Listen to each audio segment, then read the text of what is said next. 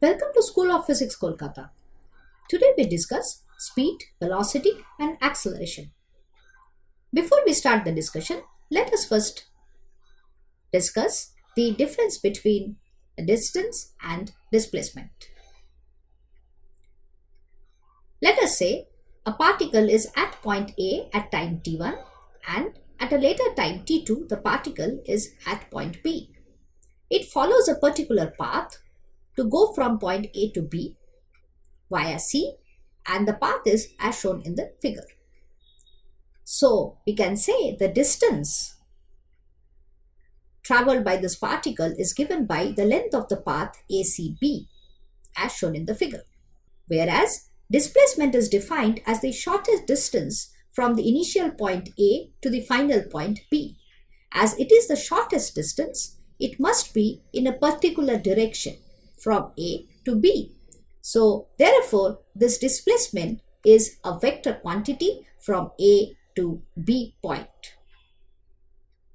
We may note over here that a displacement may be positive, negative or zero, whereas the distance traveled by a particle will be always positive. It might be zero where the particle is not moving in a given certain interval of time. Let us move on to average speed and instantaneous speed. Let us go back to the same diagram, little bigger now. So if the particle again moves from A to B via C, then the length of the path ACB is equal to S, which is the distance. The average speed is then defined as the distance traveled by the time interval, that is S divided by t2 minus t1. Now if I say we consider a very small interval from t to t plus delta t, where delta t is a very small quantity, and let delta s be the distance traveled within this time interval.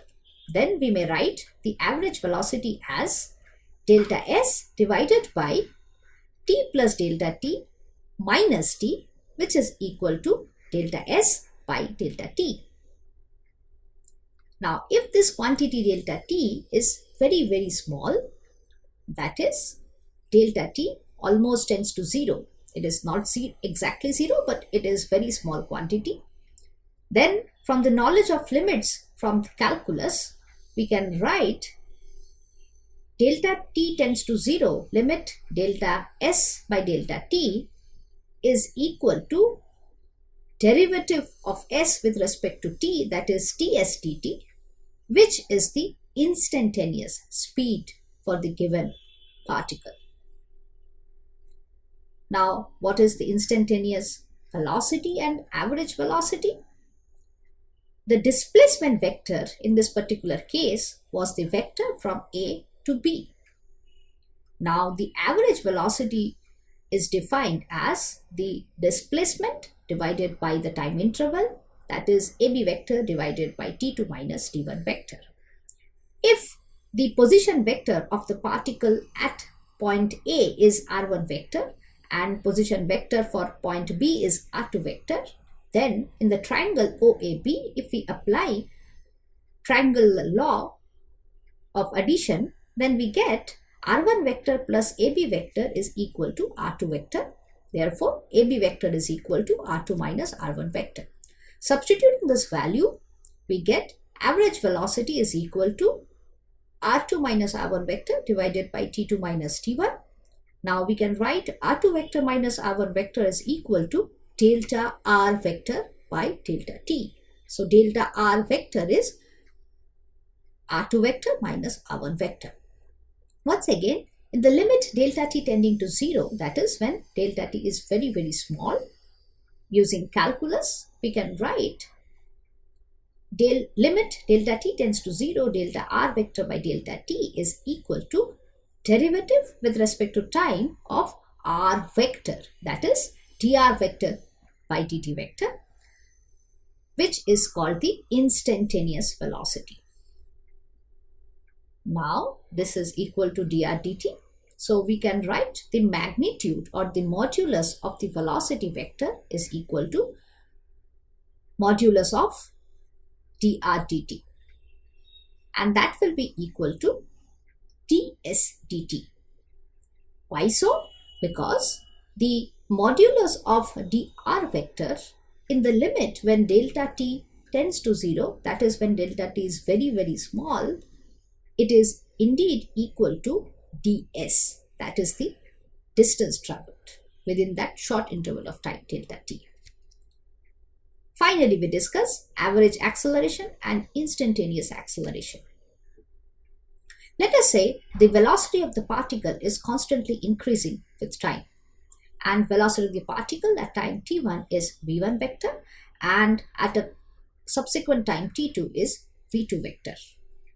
Then what is the change in velocity within this time interval t2 minus t1?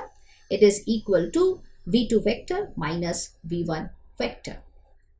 Now we define the average acceleration as change in velocity divided by the time interval, that is equal to v2 vector minus v1 vector divided by t2 minus t1 vector, that is equal to, written as delta v vector divided by delta t. So delta v is the change in the velocity, which is equal to v2 vector minus v1 vector.